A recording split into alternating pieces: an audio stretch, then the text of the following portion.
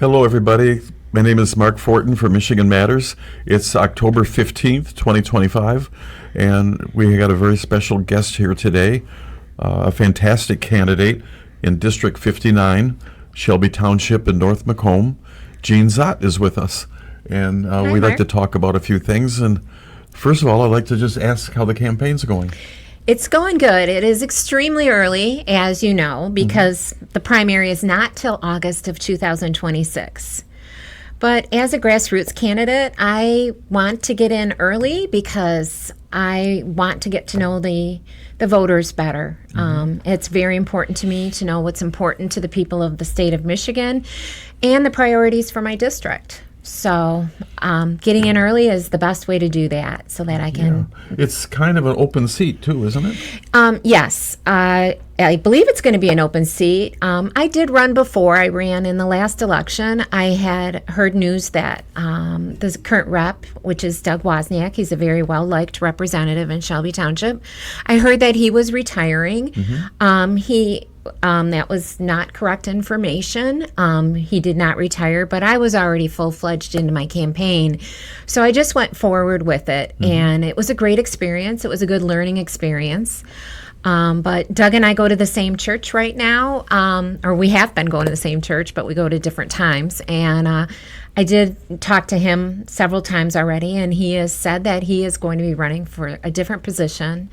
And just waiting for him to announce that to confirm it. But I wanted to get in early, again, so that I can get to know the voters and they can get to know me. And also the other people in Michigan. Because one thing that candidates never talk about is that when you're a representative, you are representing your district, but you are working for the entire state. So the decisions that you're making affects everybody in the state, but you're representing the priorities of your district.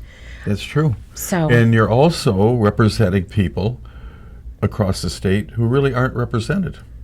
I mean, if you live in the city of Detroit, or maybe Flint or something like that, odds are you have nothing but Democrat representation, and you're conservative.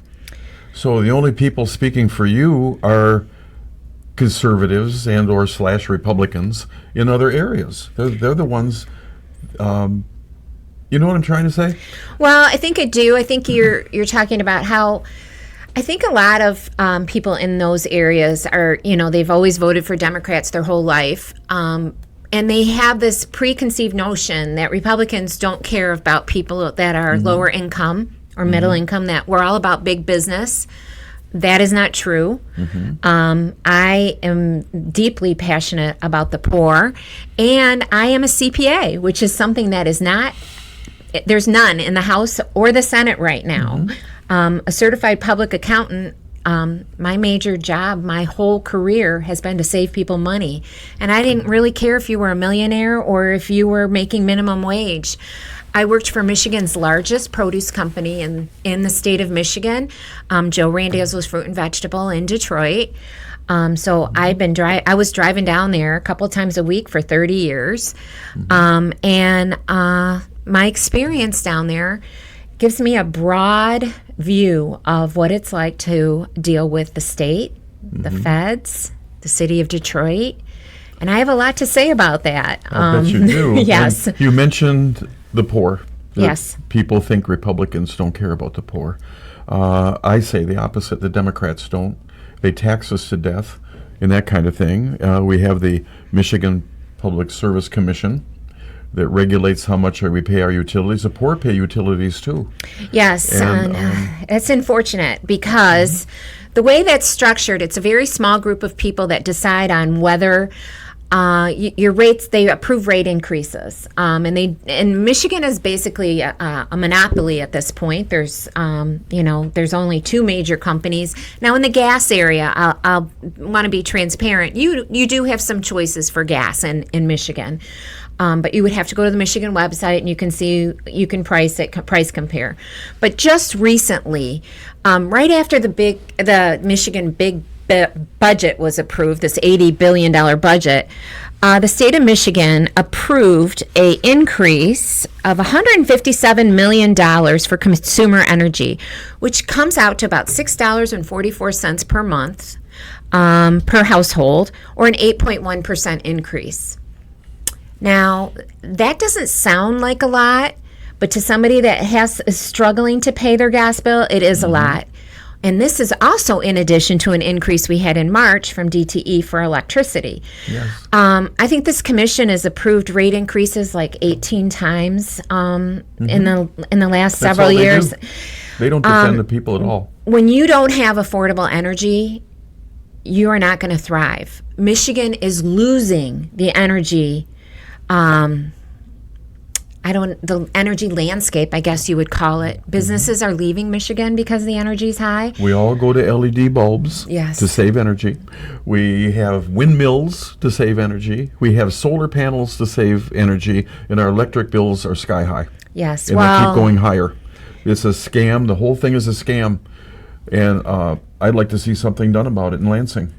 yes, and so would I, because if you want to have a thriving economy, you need affordable energy, and we do not have that right now. And if you care about the poor, you want to have affordable energy. And one of the things I talk about a lot when I'm speaking is Michigan and the federal government in the past keeps making things more expensive, and then we have to have programs to help people that can't afford what we just made expensive. That's right. So it's like this hamster wheel, and so who pays for that? The middle class, and of course, the wealthy individuals pay for it. But what it's doing is it's driving people out of Michigan. Absolutely. It's not making it attractive. So we really need to get a handle on our energy policy in Michigan, and it has to be a multi-layer. You mentioned wind and solar. I don't have an issue with either one of them. I do have an issue with the big subsidies, but Michigan has a D rating in solar. That's right. So throwing all your, eggs in It's the a basket scam. of solar isn't going to work. We don't have that many days that are So China, energy efficient. Yeah, China sells us all this stuff, but they use coal to produce their electricity because they're smart. And we are not. We've got this communist system whereby they're using green to enslave us all and raise prices and enslave us all economically. And it's all a big scam. Well, And it's disgusting. in my studies of energy, the most important thing for energy is to have your grid be stable. And wind and solar is not a stable energy for your grid. It depends on wind and sunlight. So Trump recently, I don't know if it was Trump or not, but we're opening up a nuclear facility in Michigan right now, which I know a lot of people are afraid of nuclear. It is the safest, cleanest energy. Maybe not the safest, but it is a safe, Well, clean. the technology's really improved over the years since we've done them in the past. But you know what? People are afraid. You say nuclear, they are afraid because we know of the catastrophes we've had in the past. But we have to have a multi-layer Yes. approach to energy. And I've been watching the energy policy just be a complete failure It's in a Michigan. disaster in Michigan. Recently, Ohio passed some new legislation. Ohio's energy is 10 to 15% less than Michigan. So when I say businesses are leaving the state of Michigan because of our energy policy, well, if you have a more attractive energy policy in another state, that is a driving force. That goes on top of all the other things that we are dealing with in Michigan, which education is one. Our third graders are 60% are not reading at the level that they're supposed to be reading at. It's been going on for years, and nobody wants to address it, but except add more money to the education system. That they'll do in a heartbeat. Yes, and even higher education. I saw in the budget that they gave them a 4 to 5% bump. We need to start looking at making that more affordable, and that involves trimming some of the budget in the higher education at the administrative level. That's not part of the classroom. And the reason why I'm talking about higher education, because we just mentioned third graders, I just saw a proposal that they want to make a mandatory program or class for teachers to be able to teach reading.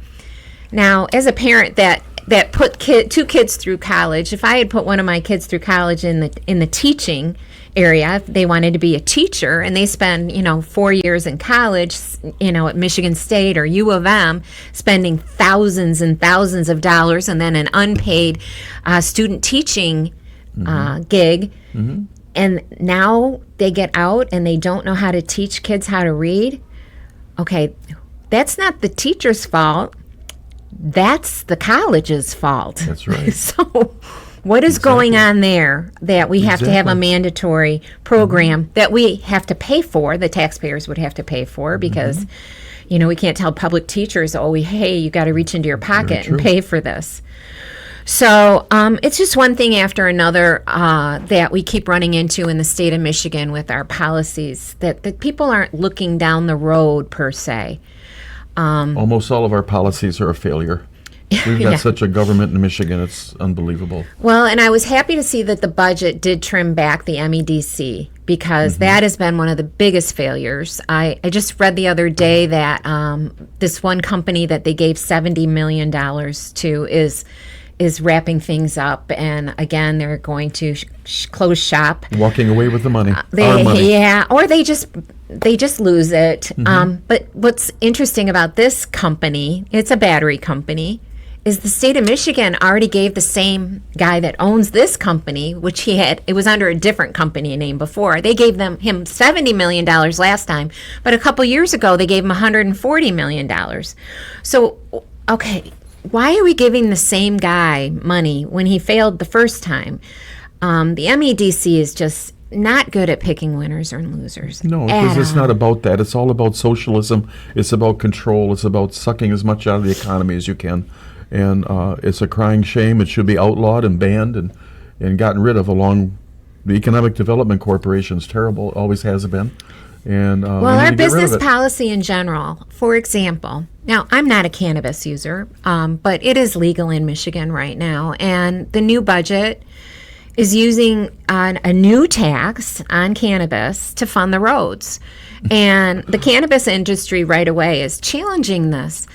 But one of the things that I didn't like about the tax structure of the cannabis industry in general was they had this revenue sharing that they do with municipalities. Now, I don't know what it was for 24, but the year before, maybe it was 23, every single cannabis store that had a license with Michigan got a revenue sharing from the state of like $90,000.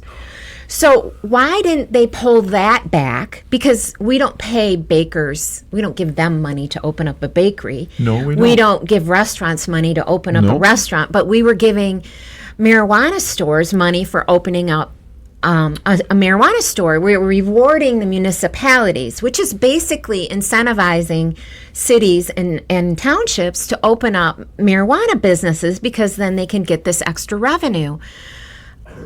We're number one in the country now in cannabis consumption. That's nothing to be proud of. Nope, not at all. But the way we're taxing it is it's not appropriate either. We're treating it like this special business. And I know Governor Whitmer came out and said, hey, the taxes aren't as high as alcohol and cigarettes. I mean, is this what we're betting on? Is taxing everything? Yep. Allowing anything as long as it's taxed. So, marijuana industry is now challenging this tax that's coming up. It amounted to almost a 40% tax now on marijuana, because they already have a 10% excise tax, and this is another 24, so that brings it up to 34, and a 6% sales tax, so that's a 40% tax on marijuana. This kind of attack on a business, which again, I can't believe other businesses didn't stand up, because you'd think they'd all be mad. Other businesses should be mad because they targeted one sector of the economy. It's not fair. It's not fair, and it's and as if you were an owner of a cannabis business, you're like, well, what did I do? It's because it's a sin tax. And members of the Michigan House and Senate have no clue about all of these issues. No clue on how to fix any of them. Well, a bunch of useless. Well, some of them do know, because I talked to some of them. It's just who's yelling the loudest nowadays seems to be how things get done. They did include in the budget no tax on tips, no tax on overtime. I'll probably be posting some information about those two issues, because it's not just everybody. You can't say, oh, I don't work for pay anymore, just tip me. There's certain segments of society that it applies to, and there's rules, but it's just going to follow the rules of the federal government. Now, Michigan advertised, we're not going to tax Social Security, but we didn't tax Social Security to start. So I'm a little bit perplexed on why we were touting that as a success. Because they're bragging on it like they're doing us a favor. It was already not taxed. But one of the things that Michigan, we keep saying we want businesses to come here. What they did is they decoupled the business incentives that the federal bill had from Michigan, which means that they said, well, we're not going to do what the federal government's doing. So one of the things the federal government in the federal budget is we're going to give these bonus depreciation to businesses. So if you buy a $100,000 piece of equipment, you're a business owner, at the federal level, you can deduct that whole cost in 1 year. So this frees you up. You don't have to write that purchase off over 5 years, 10 years, 15 years. There's different rules for different kinds of equipment and improvements in buildings and that. Michigan's saying, well, we're not going to do that. We're going to say that you have to go by the old rules. So it's considered an add back on the corporate tax. Well, that's not an incentive for businesses to come here. So I know some of this stuff is a little complicated for people, but that's why myself, as a CPA, as somebody that was formerly a controller of a large business, a large family-owned business, and knows the struggles, I know what other legislators do not know. I know how this affects business and how it affects cash flow and also how it affects individuals. And it's something we need to pay. The Democrats are socialists, so knowledge of business they're not interested in business. And then recently, a few months ago, Mercedes-Benz announced they're moving 400 employees out of Detroit to Texas. While people are coming from around the world building factories in America now because of Trump's tariffs, if you and I owned a business, if we owned a car manufacturer, and we decide, Trump's tariffs, so we're going to build a factory in America. There's 50 states in America. Why would somebody with a brain choose Michigan to build a factory when they have 49 other states to pick? Yeah, we don't need to give them money to do that. We just need to clean up our policy. That's right. And as a candidate, I'm here to tell you, I am well educated on the terrible policies that we have that are driving business out of this state. Yeah. And I hope to talk to you more about that, We Mark. will. We're going to have to get together because there's a lot of issues. Yes. And we're going to have to talk about them because people have to be made aware of what's going on in Michigan and why our economy is so crummy, why our children leave to other states, all this kind of stuff. Yes, and I think, I'm not going to make promises like a lot of candidates that say, I'm going to get there and I'm going to change this and I'm going to change that. I'm going to try to change those, and I'm going to be a loudmouth. And I am, although I am not a career politician, I am somebody that will speak up, whether I'm in office or not. So I just would know I would be more effective if I was in office. So please come to my website, Jean Zott for Michigan. I'm also on Facebook. And I hope that you learn more about my campaign and learn that I am an incredibly qualified candidate. I am not a career politician. And you've got several months to learn more about my campaign, and I'm just looking forward. Thanks for being here. To meeting you and talking with you more. And thank you, Mark. This is a pleasure to talk to you. And Thank you. Hey, let's go. Michigan is a beautiful state, and we need to keep it that way.